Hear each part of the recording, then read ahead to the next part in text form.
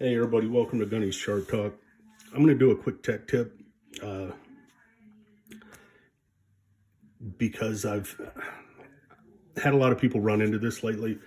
I do from time to time, and it's something that as a beginner can be very confusing.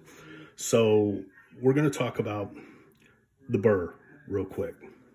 So, sorry, I've been freehanding also today, and I get a little dirty when I do that.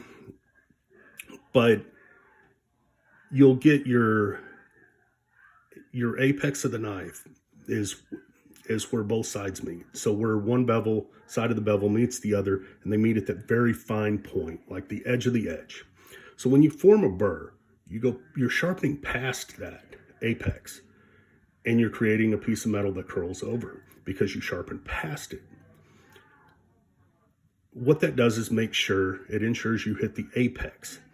What happens a lot of times, and what people have been asking me about a lot lately, or one of the problems I've been helping them with, is they think they formed a burr on both sides, and they did not.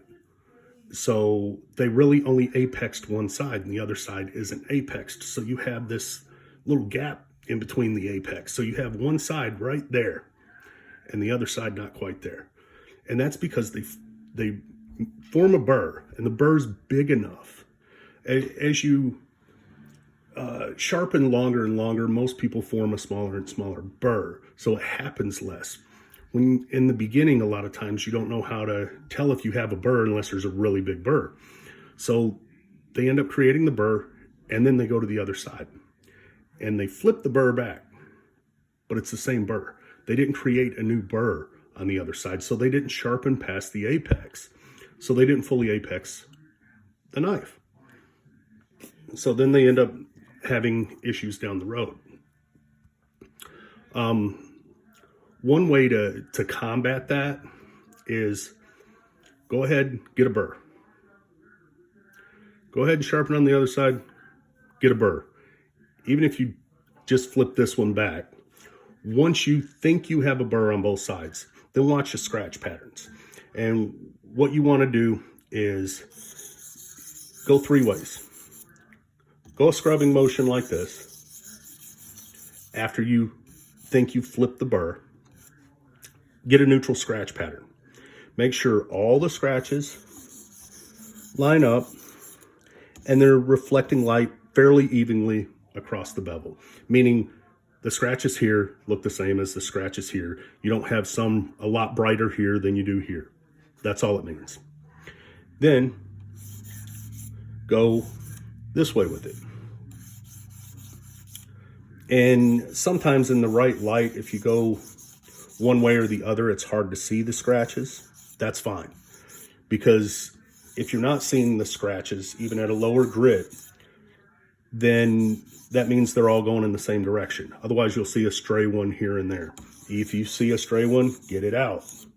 Make sure all of your scratches are in the same direction. Make sure you're reflecting light evenly the same all across the bevel. For everybody, some people's going to be faster at that than others. And then you want to, I guess I should wet that, it's pretty dry.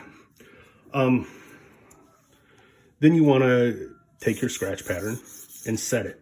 Now, whether it's going to be your scratches at an angle that way because you're setting the little micro serrations or teeth, whether it's going to be that way or neutral, that's up to you.